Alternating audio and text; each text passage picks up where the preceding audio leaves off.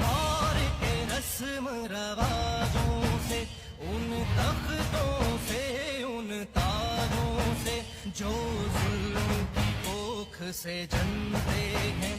इंसानी खून से पलते हैं, जो नफरत की बुनियादें हैं, जो नफरत की बुनियादें हैं, नफरत की बुनियादें हैं और खून खेत की खादें हैं।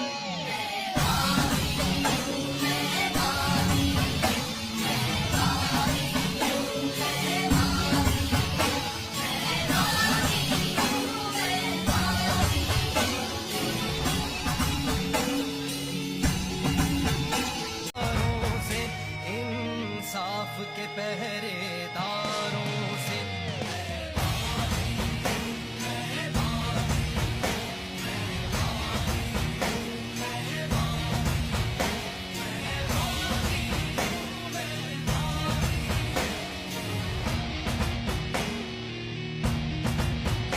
जो कौम के गम में रोते हैं और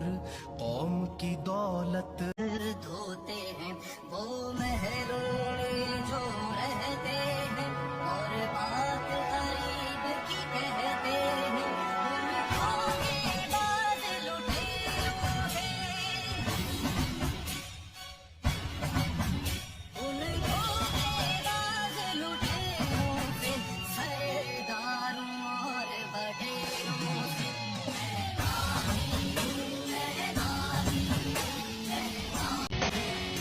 जिनके होंठ की जुम्बिश से, वो जिनकी